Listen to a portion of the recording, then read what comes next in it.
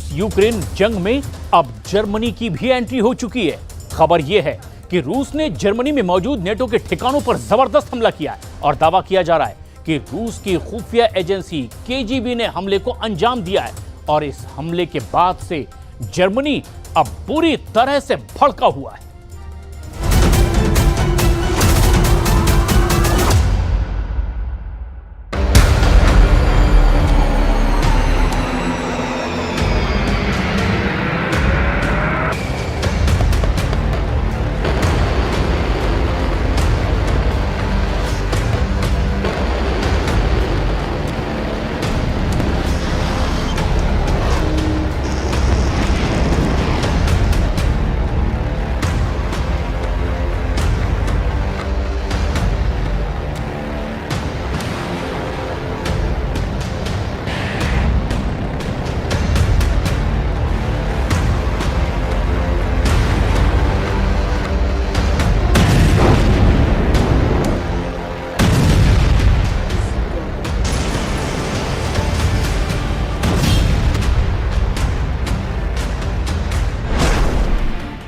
रूस का जर्मनी पर पहला हमला, तीसरा विश्व युद्ध तय। हम पिछले लगभग 4 सालों से देख रहे हैं कि रूस अपने दम पर यूक्रेन समेत नेटो के 32 देशों से जंग कर रहा है। लेकिन हैरानी की बात तो यह है कि अमेरिका यूक्रेन को जंग नहीं जिता पा रहा है। सबसे बड़ी बात यह है कि फ्रांस, जर्मनी, ब्रिटेन और अमेरिका की तरफ से यूक्रेन को मिले अरबों डॉलर के हथियार रूस के हमलों के सामने नाकाम हो गए हैं। ऐसे हालात में जर्मनी और ब्रिटेन दो ऐसे देश हैं जो रूस को हर हाल में जंग हराने पर आमादा हैं। द हेग में हुई नेटो समिट में भी ऐलान किया गया है कि रूस को हराने के लिए नेटो के सभी 32 देश मिलकर 5% ज्यादा पैसा रक्षा बजट पर खर्च करेंगे और अगले 10 सालों में रूस को तबाह कर देंगे। द हेग में हुई नेटो समिट में जैसे ही ये फैसला हुआ, उसके करीब 24 घंटे के बाद जर्मनी में नेटो के लड़ाकू वाहनों पर ऐसा हमला हुआ है जिसके बारे में दावा किया जा रहा है कि इस हमले के बाद तीसरा विश्व युद्ध भड़क सकता है। जरा इन तस्वीरों को देखिए और पूरी खबर को समझिए। क्या रूस ने जर्मनी के अंदर नेटो वाहनों को नष्ट कर दिया? क्या मॉस्को ने यूक्रेन की रणनीति अपना ली है? क्या रूस की केजीबी ने जर्मनी में नेटो के हथियारों पर हमला किया है? खबर के दावों के मुताबिक रूस ने नेटो पर हमले तेज कर दिए हैं। दावा किया जा रहा है कि जर्मनी के एयरपोर्ट में जर्मन सैन्य वाहनों को आग के हवाले कर दिया गया है।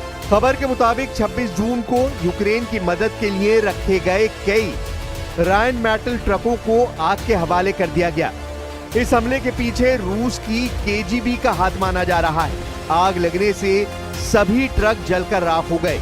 एयरपोर्ट में लगी आग ने कम से कम 3 सैन्य रसद ट्रकों को नष्ट कर दिया। स्थानीय मीडिया और रक्षा विश्लेषकों का मानना है कि जर्मनी पर ये एक तरह से रूस का पहला हमला है। Российские вооруженные силы ведут успешные наступательные действия. Осознавая неотвратимость поражения, киевский режим делает ставку на террористические акты. Попытки затянуть военные действия за счет поставок Украине вооружений и наемников повышают угрозу дестабилизации, в том числе в самой Европе. रूस ने उतारा टॉर्नेडो एस, यूक्रेन का सर्वनाश तय। 1220 दिन से रूस यूक्रेन जंग चल रही है। हालात ये हो गए हैं कि नेटो के 32 देश मिलकर भी यूक्रेन को जंग नहीं जिता पाए हैं। इधर लगभग 4 साल की जंग में ऐसा पहली बार हुआ है जब रूस पर आरोप लगाए गए हैं कि रूस ने नेटो देश जर्मनी पर हमला कर दिया है और उनके फौजी ट्रकों को जलाकर भस्म कर दिया है। इस हमले के बाद से जर्मनी और नेटो के 32 देश सख्ते में हैं। इस बीच रूस का क्रूर मिसाइल मिशन यूक्रेन की सुरक्षा को भारी पड़ रहा है। Advance Iskander M missile America निर्मित पैट्रियट प्रणाली को बुरी तरह से तबाह कर रही है, जबकि रूस tornado S rocket launcher smart हथियारों से यूक्रेनी ठिकानों पर हमला कर रहे हैं। यूक्रेनी वायु रक्षा ध्वस्त हो रही है और युद्ध का मैदान तेजी से बदल रहा है। ज़ेलेंस्की ने अमेरिका से अधिक पैट्रियट मिसाइल मांगी है ताकि रूस का मुकाबला किया जा सके।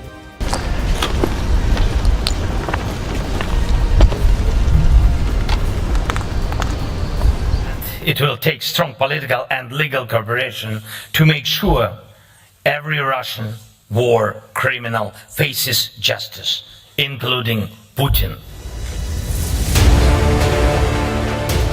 अब ऐसे हालात में यूक्रेन के दक्षिणी क्षेत्र खेरसान में रूसी हवाई हमलों ने कोहराम मचा दिया है। खेरसोन के गवर्नर ओलेक्जेंडर प्रोकोडिन ने बताया है कि रूसी सैनिकों ने पूर्वी यूक्रेन के डोनेस्क क्षेत्र में शेवचेंको गांव पर नियंत्रण कर लिया है, जो लिथियम भंडार के करीब है। रूसी रक्षा मंत्रालय के मुताबिक रूसी सैनिकों ने डोनेस्क में नोवोसेरहिविका की बस्ती पर भी कंट्रोल कर लिया है। हालांकि यूक्रेन के टॉप जनरल ओलेक्जेंडर सिरिस्की का दावा है कि यूक्रेन की सेना ने इस हफ्ते यूक्रेन के उत्तरी क्षेत्र सूमे इलाकों से रूसी सेना की बढ़त को रोक दिया है, लेकिन उसके बावजूद रूसी सेना तेजी से निप्रोपेट्रोव्स्क इलाके की तरफ बढ़ रही है। ऐसे हालात में अगर रूस यूक्रेन के साथ जर्मनी से भी जंग शुरू कर रहा है तो ये तीसरे विश्व युद्ध का साफ संकेत है।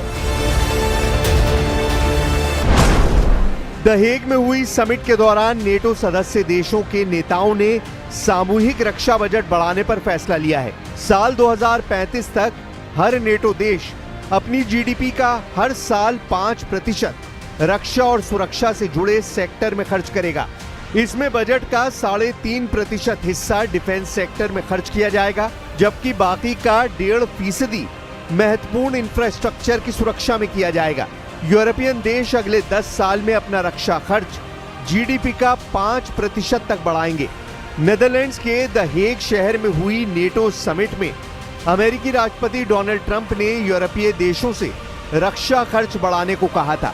समिट के बाद सदस्य देशों की तरफ से जारी साझा स्टेटमेंट में कहा गया, हम सामूहिक सुरक्षा को लेकर अपने फैसले पर कायम हैं। वॉशिंगटन संधि के आर्टिकल 5 के मुताबिक नेटो देशों में से किसी पर भी हमले को सभी देशों पर हमला माना जाएगा। ट्रंप चाहते हैं कि सभी सदस्य देश अपने जीडीपी का 5% रक्षा पर खर्च करें। अभी नेटो के खर्च में यूरोपीय देशों का कुल योगदान 30% है, जो देशों की जीडीपी का औसतन 2% है। इस बीच खबर है स्पेन ने साफ कर दिया है कि वो अपनी जीडीपी का 5% रक्षा खर्च पर नहीं लगा सकता। स्पेन ने इसका विरोध करते हुए कहा कि वो 2.1% से ज्यादा खर्च नहीं करेगा। फ्रांस, इटली, कनाडा और बेल्जियम जैसे देश भी इतना खर्च करने को लेकर आसानी से राजी नहीं है, या कहें कि दुविधा में है। अब देखना यह होगा कि रूस नेटो के 32 देशों से एक साथ मुकाबला कैसे करता है।